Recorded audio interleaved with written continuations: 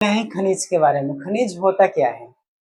तो मिट्टी से यानी मिट्टी प्लस धातु, मिट्टी से जो खोद कर यानी मिट्टी को मिट्टी से मान लेते हैं कि क्या है, तल है, और मिट्टी से खोद कर जो निकाली जाती है धातु। तो मिट्टी और धातु, तो मिट्टी युक्त धातु को खनिज कहा जाता है। यानी जो मिट्टी के अंदर धातु पाए जाते हैं उसमें मिट्टी, कंकड़, अनेक प्रकार के अशुद्धि मिला होता है। तो उस प्रकार के अशुद्धि सहित एक धातु को यानी मिट्टी सहित धातु को खनिज कहा जाता है। अब मिट्टी से धातु को निकालने में काफी महंगा होता है, तो खनिज का निकालना काफी महंगा पड़ता है। तो इसका परिभाषा होगा कि मिट्टी युक्त धातु यानी मिट्टी युक्त धातु को खनिज कहा जाता है। अब खनिज के बाद दूसरा आता है अयस्क। दूसरा शब्द क्या है? अयस्क है। तो पहले तो जान गए कि मिट्टी युक्त धातु यानी मिट्टी और धातु जो आपस में मिला होता है, मिट्टी और धातु आपस में मिला होता है तो उसको हम खनिज कहते हैं। खनिज को निकालना काफी महंगा होता है क्योंकि मिट्टी को खोदकर खनिज को यानी धातु को बाहर निकालना बहुत महंगा होता है, खर्च ज्यादा लगता है। लेकिन जैसे मिट्टी युक्त धातु और मिट्टी दोनों मिला है तो इसको खनिज नाम दिया जाता है। फिर खनिज से खनिज से शुद्ध धातु प्राप्त करना, खनिज से शुद्ध धातु प्राप्त करना यानी जो खनिज है, खनिज से जो धातु प्राप्त होता है उसे अयस्क कहा जाता है। यानी पहले मिट्टी में धातु था तो उसको निकाले तो उसका नाम हुआ खनिज।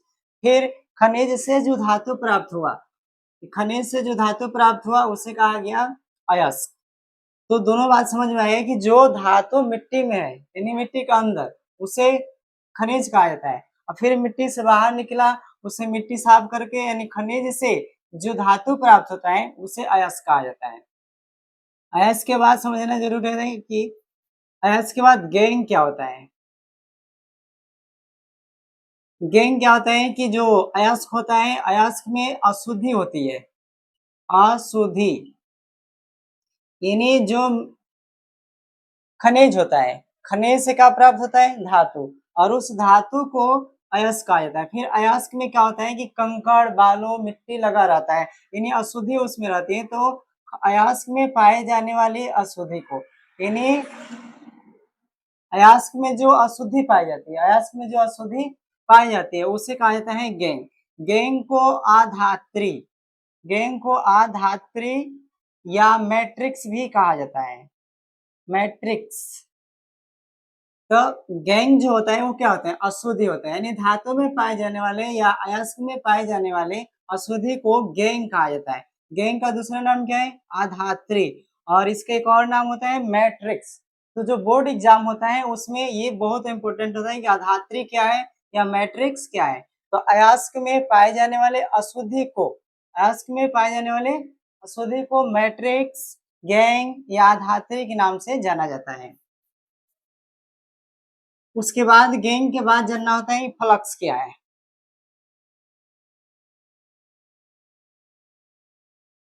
तो फ्लक्स होता क्या है? गैंग में क्या होती है? अशुद्धि होती है, यानी गैंग स्वयं ही अशुद्धि है, अशुद्धि को ही गैंग कहा जाता है। तो अशुद्धि को हटाने के लिए बाहरी पदार्थ मिलाई जाती है। अशुद्धि को धातु से हटाने के लिए जो अशुद्धि होता है, जो अयस्क में मिला होता है, अयस्क में क्या मिला होता है? अशुद्धि। तो सॉरी, जो अयस्क होता है, यहाँ पर अयस्क जो होता है उसको, उसमें मिली अशुद्धि को गैंग कहा जाता है। अब इस गैंग को यानी अशुद्धि को हटाने के लिए बाहर से पदार्थ मिलाया जाता है। तो जो बाहरी पदार्थ मिलाई जाती है किसमें? अयस्क में मिलाई जाती है। किसको हटाने के लिए? गैंग को या अशुद्धि को हटाने के लिए। तो अयस्क से अशुद्धि को हटाने के लिए बाहर से मिलाई गई यानी बाहरी पदार्थ को फ्लक्स कहा जाता है। तो पहले जान गए कि मिट्टी में जो धातु होता है उसे खनिज कहा जाता है, और खनिज से प्राप्त धातु को अयस्क कहा जाता है। और गैंग क्या है? अयस्क में जो अशुद्धि पाई जाती है उसे गैंग कहा जाता है। और अशुद्धि को हटाने के लिए बाहरी पदार्थ यानी बाहर से अयस्क में पदार्थ मिलाई जाती हैं जिसे फ्लक्स के नाम से जाना जाता है। फ्लक्स को गालक भी कहा जाता है, फ्लक्स को गालक के नाम से भी जाना जाता है। अब पढ़ना है स्लैग क्या है। ये भी महत्वपूर्ण प्रश्न है कि स्लैग होता क्या है। तो अशुद्धि और बाहरी पदार्थ यानी फ्लक्स, यानी गैंग और फ्लक्स, गैंग और फ्लक्स मिलकर स्लैग बनता है। यानी गैंग यानी अशुद्धि और फ्लक्स यानी बाहरी पदार्थ जब आपस में मिलाया जाता है तो यह एक प्रकार के द्रव बनता है।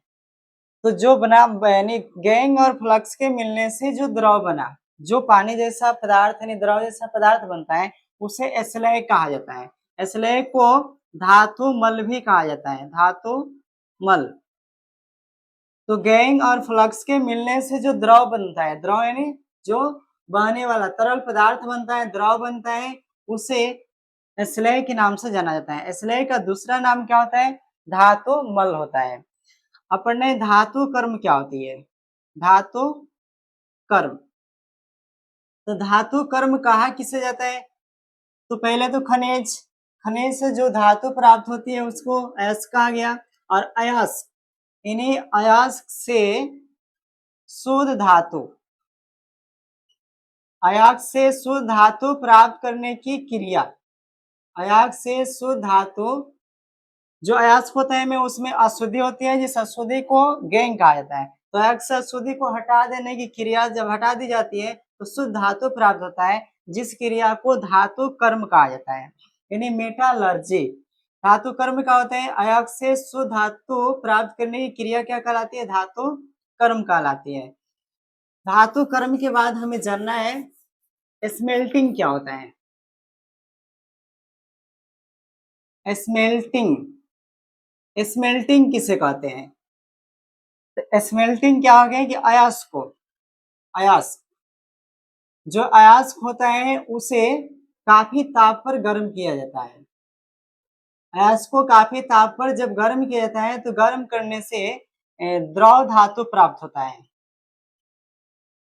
यानी अयस्क को काफी टेम्परेचर, काफी आग पर जब गर्म करते हैं तो ताप पर जब गर्म किया जाता है तो वो जो अयस्क में अशुद्ध धातु होता है वो द्रव के रूप में प्राप्त होता है। तो ये क्रिया कहलाती है स्मेल्टिंग, या इसे प्रगालक भी कहा जाता है।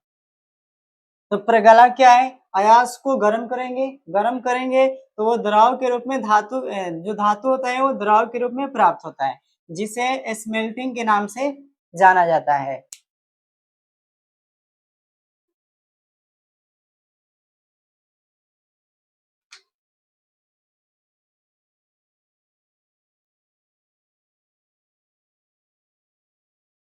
तो स्मेल्टिंग हो गया, स्मेल्टिंग।